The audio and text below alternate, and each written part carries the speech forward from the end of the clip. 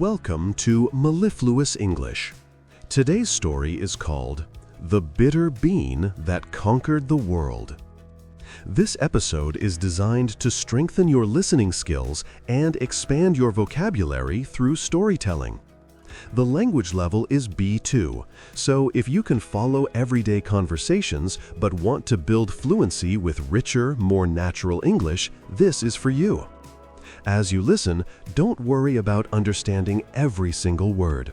Focus on following the story.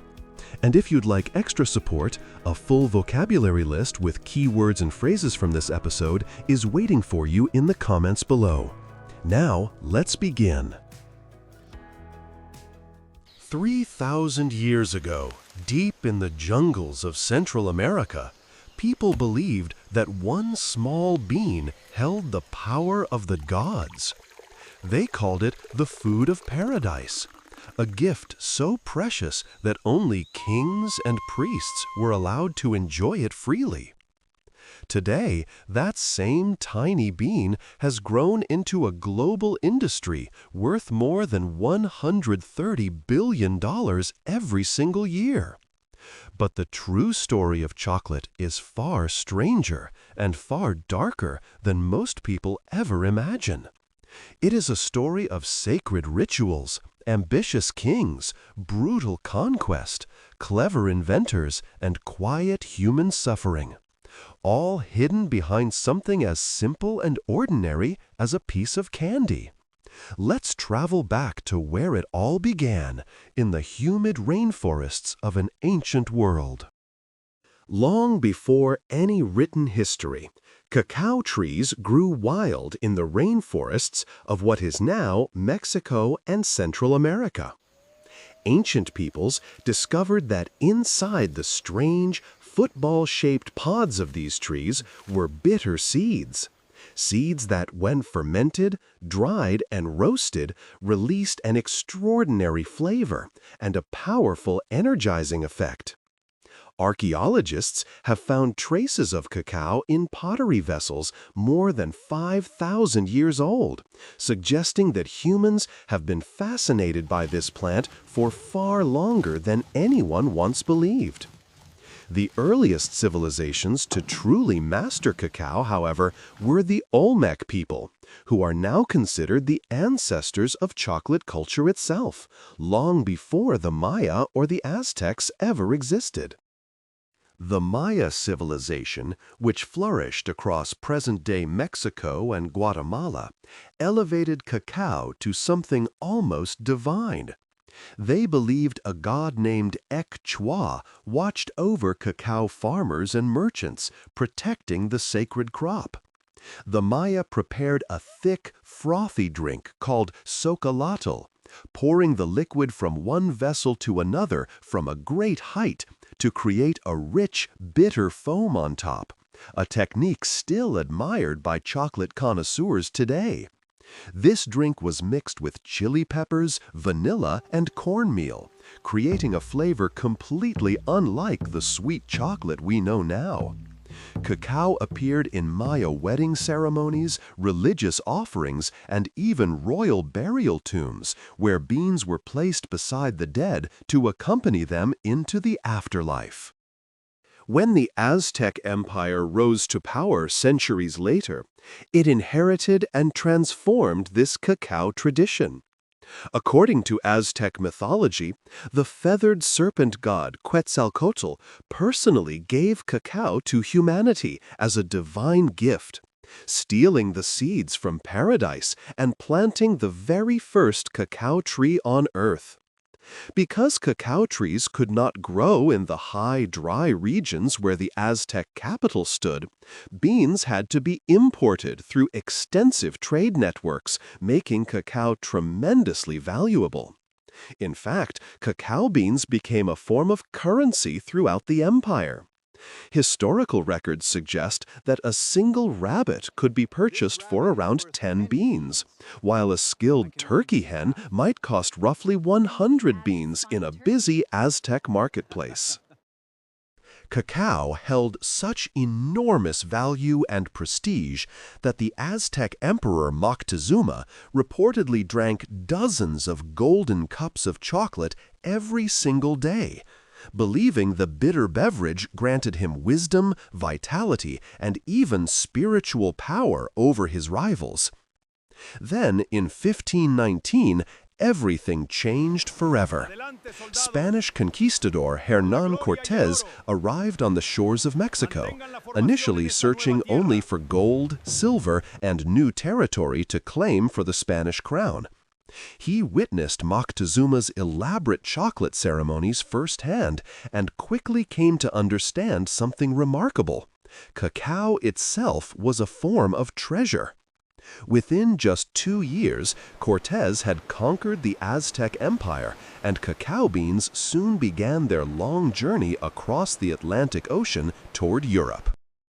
For nearly a century after Cortés first tasted chocolate, the Spanish guarded their new discovery as a closely held national secret, deliberately keeping the recipe hidden from rival European powers. Spanish nobility experimented extensively with the bitter Aztec drink, eventually adding sugar, cinnamon, and other spices to make it more palatable to European tastes. This single transformation, adding sugar, changed chocolate completely, converting a bitter ceremonial beverage into a sweet, luxurious indulgence reserved for the wealthy elite. Eventually, through royal marriages and diplomatic exchanges, knowledge of chocolate quietly spread beyond Spain's borders, first reaching France in the mid-1600s when a Spanish princess married the French king, bringing her love of chocolate to the French royal court. Word of this exotic new beverage spread rapidly across European royal courts throughout the 17th century. By the 1650s, elegant chocolate houses had begun opening their doors in major cities like London, Paris, and Amsterdam. These establishments quickly became fashionable social hubs, remarkably similar to today's coffee shops, where wealthy aristocrats gathered to sip the rare and expensive drink, discuss politics and philosophy, and openly display their wealth and social status to one another. Chocolate remained extraordinarily expensive throughout this period, heavily taxed and available almost exclusively to the upper classes, while ordinary working people could rarely even imagine tasting this legendary beverage from across the ocean. But behind these golden cups and elegant ceremonies lay a far darker and more brutal reality. As demand for chocolate exploded across European society, so too did the demand for cacao, and for the vast quantities of sugar needed to sweeten it. European colonial powers established massive plantations throughout the Caribbean, Brazil, and other parts of the Americas specifically to meet this growing appetite. To operate these enormous plantations profitably, colonial powers forcibly transported millions of enslaved men, women, and children from West Africa across the Atlantic, subjecting them to brutal, relentless labor under horrific and often deadly conditions. The sweet taste that delighted kings and queens across Europe was, in truth, built directly upon immense and largely invisible human suffering. Everything changed again in the 19th century, when new industrial technology transformed chocolate production forever.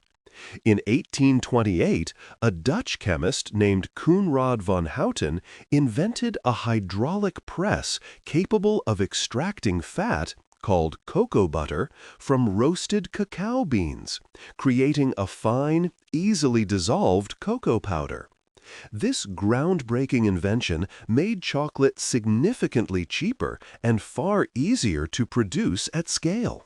Then, in 1847, the British company J.S. Fry & Sons combined cocoa powder, sugar, and melted cocoa butter to create something entirely new, the world's very first solid chocolate bar. For the first time in 3,000 years, chocolate could finally be eaten rather than simply consumed as a drink. Just a few decades later, in 1875, Swiss chocolatier Daniel Peter finally solved a problem that had puzzled inventors for years: how to successfully combine chocolate with milk without the mixture spoiling. Working closely with his neighbor Henry Nestlé, who had recently developed a powdered milk process, Peter created the world's first true milk chocolate bar, launching a company that still bears the Nestlé name today. Meanwhile, across the Atlantic Ocean, an ambitious American entrepreneur named Milton Hershey was building an entirely different kind of chocolate empire. In 1900, Hershey began mass-producing affordable milk chocolate bars using innovative assembly line techniques, transforming chocolate from an elite luxury into a treat that ordinary working-class families could finally enjoy. Today, chocolate is no longer confined to royal palaces or the tables of the wealthy elite. It's sold in nearly every supermarket, gas station, airport kiosk, and corner shop across the entire planet, in countless different forms, flavors, and price ranges. More than 4.5 million tons of cacao are harvested every single year, with the overwhelming majority now coming from West African countries such as Ivory Coast and Ghana, rather than from the Central American regions where cacao originally grew wild. The global chocolate industry today generates well over $130 billion annually, involving millions of workers across dozens of countries, from remote cacao farms to massive urban factories. So, the next time you casually unwrap a piece of chocolate, take just a moment to remember its extraordinary and complicated story. You're not simply tasting sugar and roasted cacao beans. You're tasting 3,000 years of sacred rituals and ancient gods, royal ambition and colonial conquest, brilliant inventors and industrial revolution, and, perhaps most importantly, the quiet, ongoing struggle of millions of farmers still working today. One small, bitter bean from the rainforest managed to conquer palaces, launch empires, and eventually change the eating habits of an entire planet.